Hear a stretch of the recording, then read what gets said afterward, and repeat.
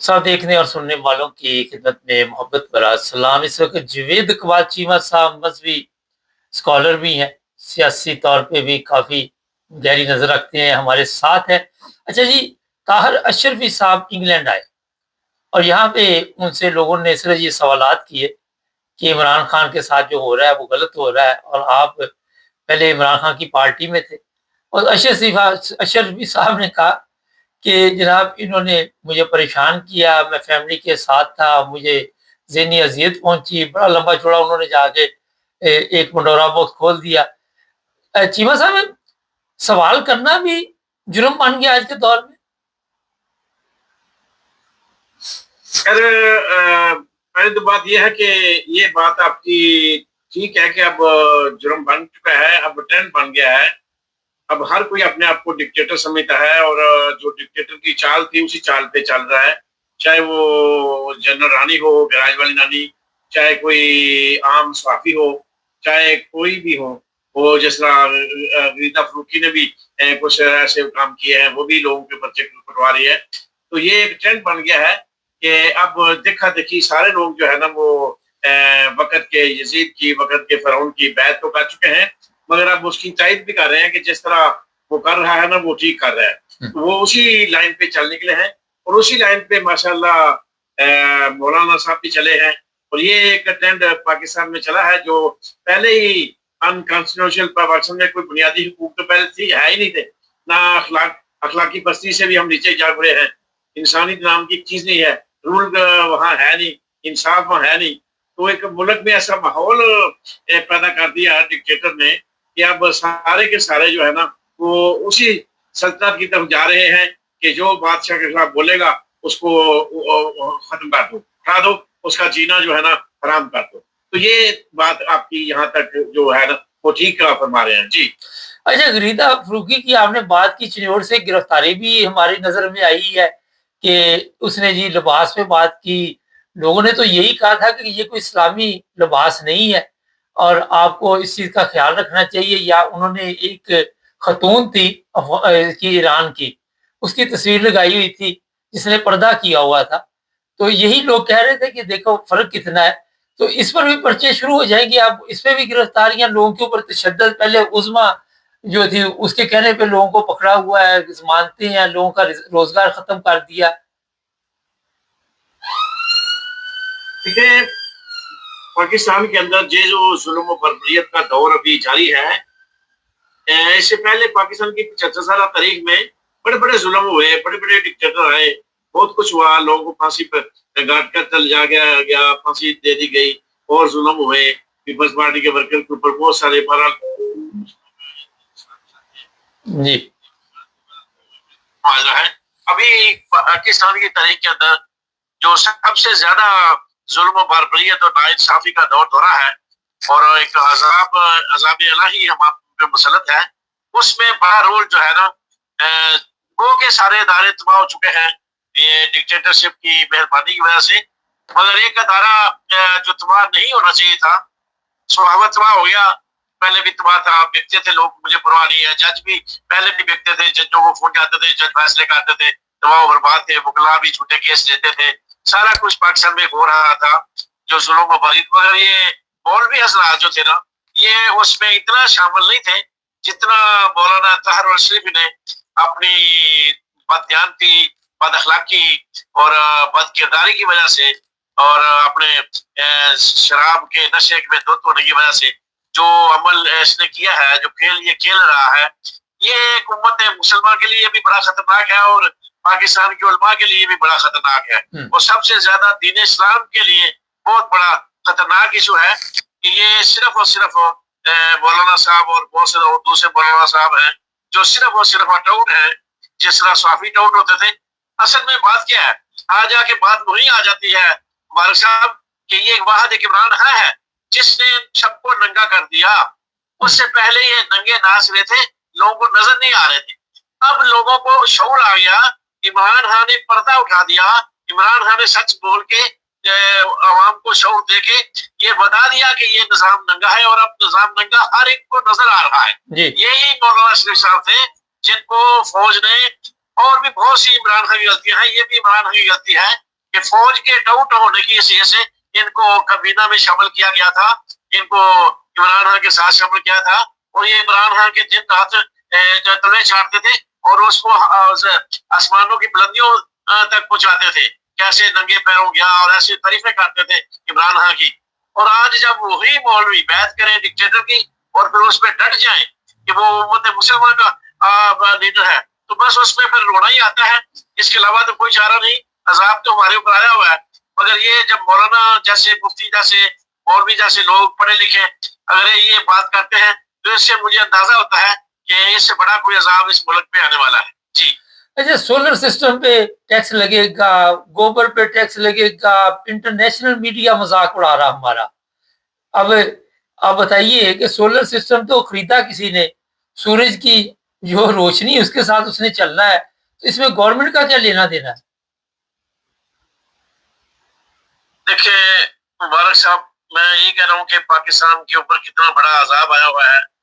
اس dictator کو اس وقت کے جدید کو پتہ ہی نہیں کہ اس نے کتنا حساب دینا ہے، کتنا اس نے گند کھول دیا ہے کہ بجلی کے اوپر، بجلی کے یونٹ کے اوپر سارے شریف خاندان اور سارے مافیا جہانگیر ترین جیسے ان کے یونٹ ہیں اور وہ اس سے پیسہ کما رہے ہیں. جو چلے نہ چلے گورنمنٹ کو پیسے دینے پڑتے ہیں. چینی مافیا یہ خود ہے جو حکمران بیٹھے ہوئے ہیں. اس کے علاوہ سولر، سب سے زیادہ سولر کا کاروبار شہباز شریف کے بیٹے نے کیا تھا، جو سیاست میں نہیں ہے، حمزہ کا چھوٹا. اس نے جو لندن میں ساری جائیدادیں اس کے نام، اس کا پیٹ بھی بھر رہا، شہباز شریف سارا اس کو نواز رہا ہے. اس نے سولر سسٹم سب سے بڑا ڈسٹریبیوٹر وہ تھا. اس کو کام کو چمکانے کے لیے سولر کو انٹروڈیوس کرایا گیا اور اس میں لوگوں کو اس طرح لگایا گیا. اب اسی پہ اوپر یہ ٹیکس لگانا، یہ گوبر کے اوپر یا سورج کے اوپر یا بجلی کے اوپر، یہ میرے نزدیک کوئی بات نہیں ہے. جو بات اصل میں یہ ہے کہ جو کردار ہمارے اوپر مسلط کیے گئے ہیں، جو کردار وہ ادا کر رہے ہیں، اور جن کرداروں کو لایا گیا ہے بڑا بڑا ڈھونڈ کے تلاش کر کے اور ان کو فارم 47 سے سلیکٹ کر کے، یہ لانے والا سب سے بڑا سہولت کار جو ہے نا وہ مجرم ہے، اور وہ اس ملک کی تقدیر کے ساتھ کھیل رہا ہے اور ان کو سب کو جو ہے نا وہ موقع دے رہا ہے کہ جو مرضی کریں. یہ ناقابل اندیش ظالم بزدل حکمران، کرپٹ حکمران اور اتنے بددیانت کے اپنے اخلاق سے بھی نیچے گرے ہوئے لوگ، ایسے کرداروں کا جب حکومت میں آنا ہوتا ہے تو یہ یقیناً میں بار بار اس بات پہ زور رہا ہوں کہ اللہ کا بہت بڑا عذاب ہے. اور یہ قوم ہے جو اس پہ ابھی بھی صبر کر رہی ہے، اور ابھی مزید بات اسی طرف جائے گی کہ 1 لیٹر پیٹرول بھی لو 10 لیٹر بھی کھاؤ. یعنی اس قوم کے اوپر وہ برا وقت بھی آنے والا ہے. یہ ظلم کرتے جائیں گے کب تک؟ جب تک یہ عوام اٹھے گی نہیں. اور عوام کب اٹھے گی؟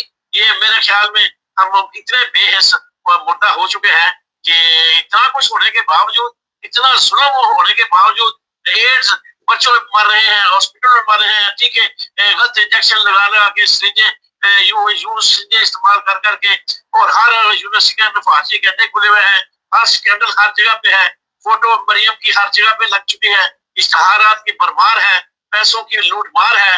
جو کوئی بندہ ایسا نہیں ہے پاکستان کے اندر. بڑے بڑے انٹلیکچوئل بنتے ہیں، بڑے بڑے، چلو غریب آدمی تو 2 وقت کی روٹی کا تسلا ہے نا. تو جو پڑھے لکھے ہیں، جو ایم اے جرنیل ہیں، بیوروکریٹ ہیں، بڑے بڑے اور بڑے بڑے بشارت سید جیسے سیاستدان ہیں، بڑے بڑے انصار عباسی جیسے بغیرت لوچے لفنگے لفافہ صحبت والے ہیں، ان کو کوئی شرم نہیں ہے، کوئی حیا نہیں ہے مجیب الرحمان شامی جیسے لوگوں کو کہ کم از کم بولو یہ کیا ہو رہا ہے، یہ ملک کے اندر کیا، وہ جیسا اقتدار حسن کہتا ہے کیا حرامی پن چل رہا ہے، کیا ننگا ناچ ہو رہا ہے. یار کچھ تو بولو، اس میں بولو کہ مریم تاریخ بدلنی ہے، رسوم کے بارے میں پڑھایا جائے گا. تو یار ان کے بچے تو امریکہ میں پڑھ رہے ہیں، ان چڑھے بولنا تھا. تو یہ ایک ملک کی، میں کہتا ہوں مبارک صاحب بدقسمتی ہے. میرا تو دل چاہتا ہے میں اگر ہوتا کسی کمار میں لائی جاتا کب تک اس کو لپیٹ چکا ہوتا ہے. یہ میرا اللہ ہے جو بڑا غفور و رحیم ہے، وہ بڑا کچھ دیکھ رہا ہے، فیصلہ کرے گا، وہ فیصلہ کرے گا، بہت جلد کرے گا، اور شاید بہت بڑا فیصلہ. جی چیمہ صاحب مختصر ذرا جوابات دیجیے گا. پہلا سوال تو یہ ہے کہ ہم لوگ جرنیلوں کے پیچھے پڑ جاتے ہیں، سیاست دانوں کے، لیکن جو چیزیں سامنے آ رہی کہ امریکہ کے کہنے پہ عمران خان کی گورنمنٹ ختم کی گئی، اس کا بالکل جو حال کیا ہے امریکہ کے کہنے پہ ہوا ہے. اور ان جرنیلوں کو بھی فکر ہے کہ اگر ہم امریکہ کی بات نہیں مانیں گے اور اس کے خلاف چلیں گے یا کوئی ایسا تو ہماری بھی منجی ٹھک جائے گی. تو اس میں اب کریں تو کریں کیا؟ یہ کون سا کوئی ایران ہے کہ ایک قوم ہم لوگ ہیں, ہمارے اندر غدار موجود ہے, ہر بندہ آپ خود ہی بتا رہے 2 نمبر بندہ وہاں پہ کثرت سے موجود ہے, 1 نمبر تو نظر ہی نہیں آ رہا. آپ کی بات سے میں تھوڑا سا اقرار ایسے کرتا ہوں کہ اللہ جل شانہ نے ہمیں ہدایت دی ہے, ہمیں مسلمان میں ماں کے پیٹ سے جنم دیا ہے, ہم مسلمان ہیں, ہم کلمہ گو ہیں, ہمارے اوپر کچھ تھوڑی سی اور پابندیاں ہیں, ہم آزاد نہیں ہیں. اگر جرنیل فیصلہ کرتے ہیں تو جرنیل مسلمان ہے, کوئی کافر نہیں ہے. اگر کافر ہے تو ٹھیک ہے, بک جائے جو مرضی کر جائے, مجھے کوئی پرواہ نہیں. مگر مسلمان کے کچھ اصول و ضابطے ہوتے ہیں. اگر جنرل اس میں شامل ہے, جنرل سی آئی ایجنٹ تھا, وہ باجوہ ایجنٹ تھا امریکہ کا, تو اگر وہ مسلمان ہے جرنیل تو وہ اس کو چاہیے کہ سوچے کہ ایک مسلمان ہونے کے ناطے میری کیا ڈیوٹی ہے, میرے کیا فرائض ہیں. اور جو پہلے میرے خلیفہ گزر چکے ہیں, صحابہ کرام کی تاریخ پڑھ لیں یا دیکھ لیں کہ جو ہمارے اچھے بادشاہ گزر چکے ہیں, ان کا کیا حکم تھا, کیا فرمان تھا, کیا وہ کرتے تھے. یہ نہیں ہو سکتا کہ میں آزاد ہوں, میں پابندی, میرے اوپر پابندی ہے.